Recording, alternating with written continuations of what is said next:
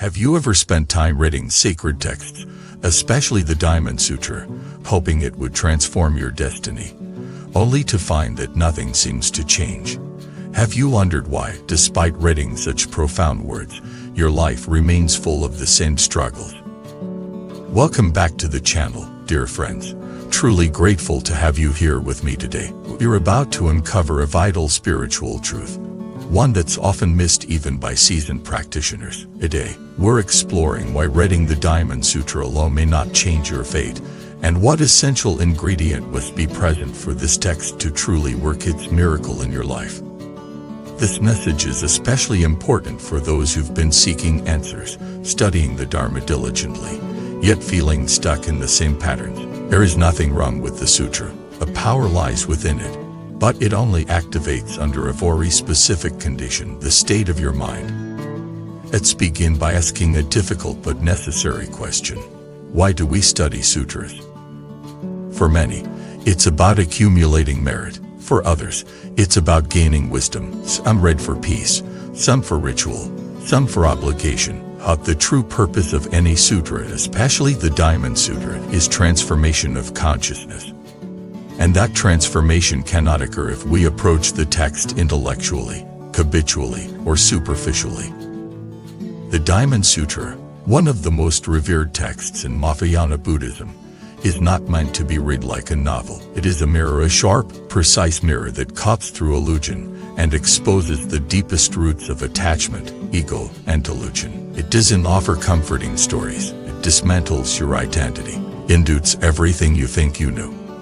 It is no wonder that its original title includes the word prajnaparamita, meaning the perfection of wisdom, and that wisdom is not about knowing more. It's about unknowing. It's about dissolving the layers that separate you from reality as it is. So, what's the missing piece? Why do so many chant the sutra daily and yet remain unchanged? Because they haven't truly entered the mind of the sutra. They read it with the same mind that seeks control, success, safety, or salvation. But the Diamond Sutra demands a different mind, the mind willing to let go of everything, even the self. There's a famous verse from the text. All phenomena are like a dream, an illusion, a bubble, a shadow, light dew, or a flash of lightning. Thus should one view them. This is not poetry.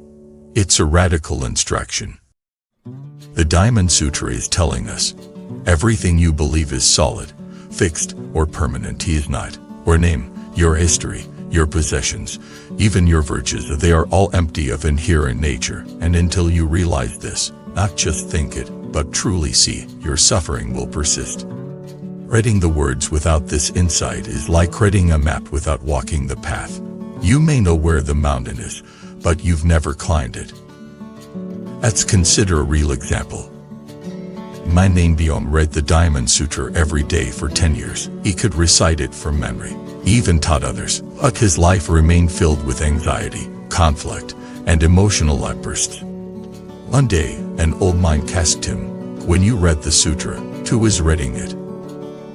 On replied, "Byom." The monk smiled and said, "Oh, that's why it hasn't changed you. You still think there's a you to receive the teachings. When you dissolve that you, the sutra enters your heart." That was the turning point for Yen. He didn't stop reading, but he changed the way he approached the text. Instead of reading to gather knowledge, he read to let go. He let each line wash over him, not trying to analyze but to surrender. Over time, his grasping mind softened, his reactivity diminished, his peace deepened. This is the power of the Diamond Sutra, not as information, but as a tool for inner demolition. Here's something even more profound.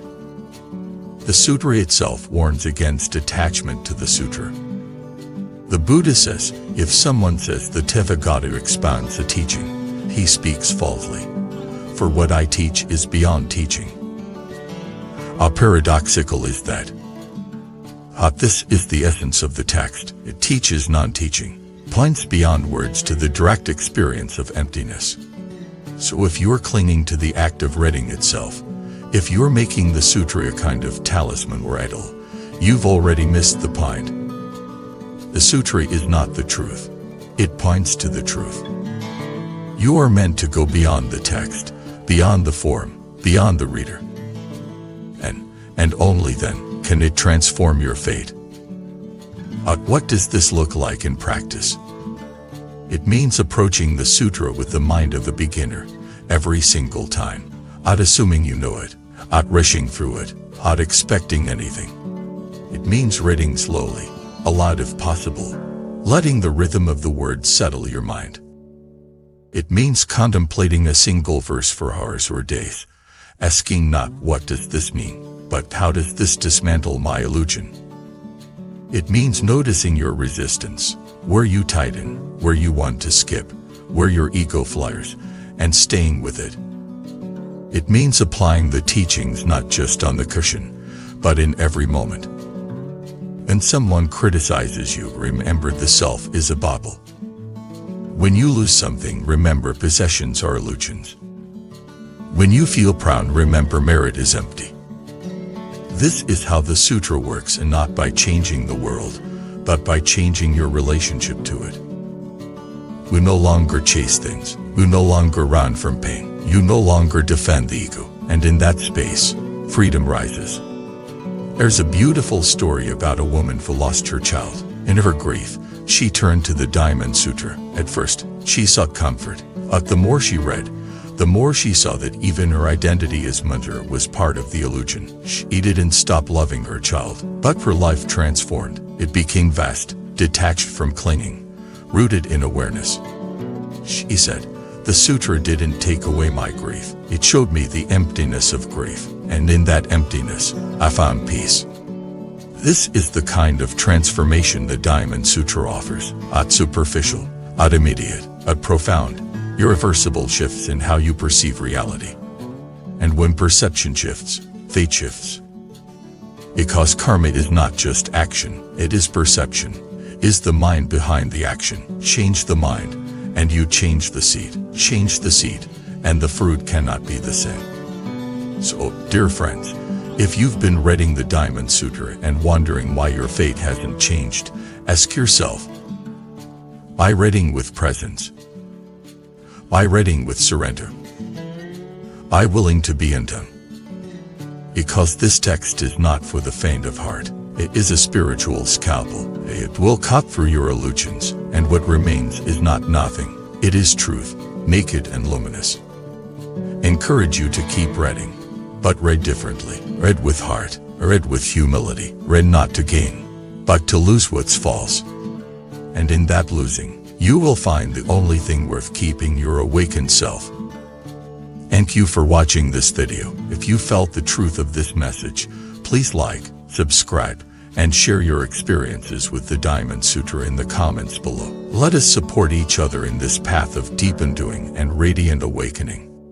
See you in the next video.